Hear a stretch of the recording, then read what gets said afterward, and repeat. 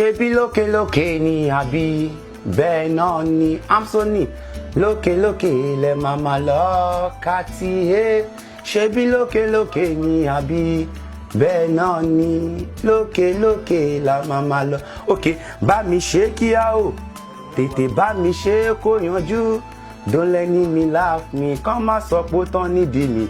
Ẹ̀yin tèmi lé lóko, mo fi àsìkò sọ fún yín pé be watching Star Life at Amsoni TV Africa lókè lókè lẹ máa lọ ẹni wálẹ̀. Orúkọ mi ni MC Montana Kati A. Àwọn èèyàn máa ń béèrè rí name mi gangan, kò ṣe gbogbo èèyàn ló mọ rí name mi. Orúkọ mi gangan ni Adékọ́lá Adélékè Idris. Iṣẹ́ tí mo yàn láàyò ni pé kí n sọ̀rọ̀ gbowó, kí n sọ̀rọ̀ gbọ́pẹ́, kí n sọ̀rọ̀ káwọn èèyàn kí ni wọ́n dẹ̀ dùn.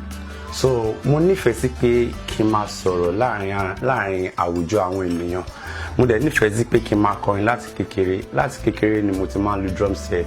Ṣùgbọ́n ìgbà tí mo dàgbà, Ọlọ́run ní kí n bọ́ sí ayé hip hop. Alright, mo ti ń ṣe láti Nàìjíríà bí kán máa pè wá sí bẹ́ẹ̀dì kékeré.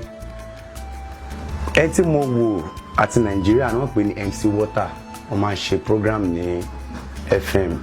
Ìgbà tí mo délẹ̀ yìí, kò sẹ́ni tó fẹ́ tẹríba fúnra wọn lọ́rọ̀ Abidjan. So I have to work towards my career. So mo gbọ́dọ̀ ṣiṣẹ́. So I don't look anybody in this Abidjan.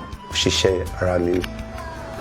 I was in the music industry, if I could remember, it was like 10 years ago. I started my music career in this Abidjan. Mi ò lè purọ́. I started my music career in Abidjan. And I started with Bámiṣé, like Bámiṣé, Bámiṣé, bàbá ló lè ṣe, jẹ́jẹ́ nílé ayé, ìwọ nìkan. So Bámiṣé is my first track. Now, mo ti dórí 8 track báyìí. So I don't look anybody. It's like a God sent. Ọlọ́run kan fún mi ní pé kí n máa kọ. Even most of our tracks mo kọ, I don't like to copy orin olórin. So tọ́lọ́ bá ti gbé wa náà mo máa ń kọ. So I copy nobody. I face many problems, but ibi tó bá lé ní à ń bọ́ ọmọkùnrin. Because to become a man is not a day job. Ṣiṣẹ́ kárakára. Mo gbọ́dọ̀ ṣe kárakára. Face many things. Ìgbà tí mo kọ́ dé Abidjan, ìlú tí ẹ pé yóò gbọ́ French. Mo ta ẹran because mo mọ ibi tí mo ń lọ like 8 months. From there, mo tún lọ sí under teaching level. From there, mo ṣe wá bára mi níbi tí Ọlọ́run sọ pé máa wà. Thank you very much for the question. Amsoni tí yóò ní ta, tí yóò ní bàjẹ́, iléeṣẹ́ yín kò ní jẹ́ náà. Ìbéèrè yẹn ó wú mi lọ́kàn because kéèyàn tó bẹ̀rẹ̀, èèyàn kọ́ máa fowó rẹ̀ wọ transport. Bàtà ti ṣe yẹn fún 3-4 years, àwa náà ti ń gba owó mọ́tò, but nísìnyí báyìí àti ń bùkù wọn ní iye kan, ṣùgbọ́n iye yẹn náà kò tíì tó wa. Ṣùgbọ́n Yorùbá ló sọ pé ibi pẹlẹbẹ ni àti mọ́lẹ̀ jẹ. Ó láwọn iṣẹ́ tí a ti ṣe many country, many states ẹ pé irú last month a lọ Kórógó. Mi ò bílẹ̀ pé my DJ Prince máa rówó, a rí 100,000. So yẹn mo sọ pé bóyá owó tí mo rí ní show tó ẹ kó jọ mí lójú nìyẹn. Sínú tábà ní ká ṣe show fáwọn ọmọ tiwa l'Abidjan bí they carry 20,000 tábà parí show. Àmọ́ pé àlùbáríkà náà lójú. Yeah, right now I'm shooting my clip which is Kìlọ̀ ń gídán níbẹ̀ yẹn, Kìlọ̀ happen níbẹ̀ yẹn, ó ń gidi, ó ń dán, ó máa dán gbogbo ẹ̀yin tẹ́ bá ti ń repost mi. What I need from you, my fans, my lovely people, my family and friends, is to help me repost and support my music career. And tó bá dé support me, Ọlọ́run ní gbàgbé. That's what I need from now.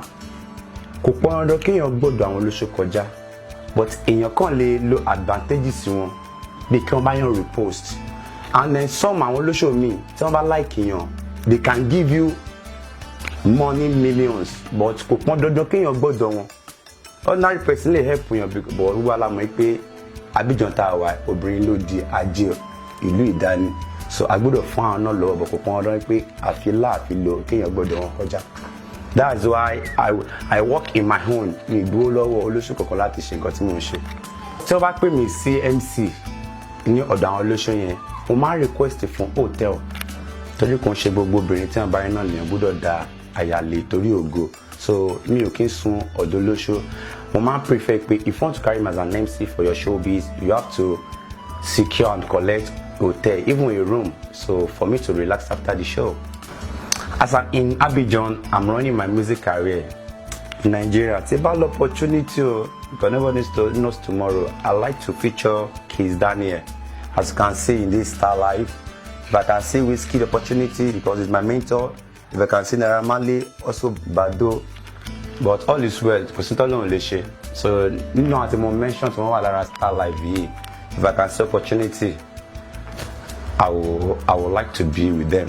For now, if I see any concert like a UK, like a Switzerland, I like to country UK and Switzerland.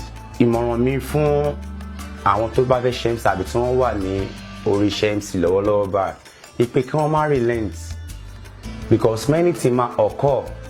Bí pé wọ́n máa nídìí gangan wọn ní fẹ́ sanwó, but if you know where are you going to, ọmọ ibi tó ń lọ, you have to do it.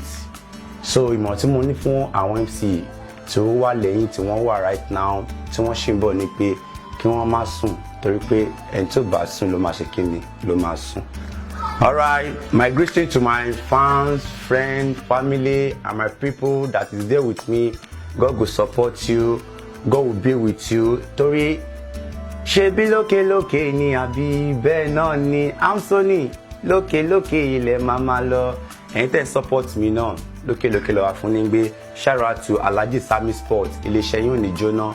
Ẹ̀yin lẹ wà ní ẹ̀yìn Kilongina clip, and then Alhaji Tao instant money transfer. So I really appreciate yín, kò ní bàjẹ́ fún yín lókè lókè lọ wà fún ní gbé o.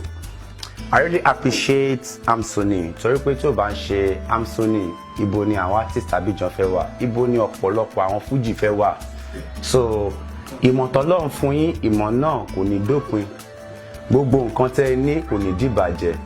Gbogbo èròǹgbà yín pátápátá ó máa yọrí sí ire.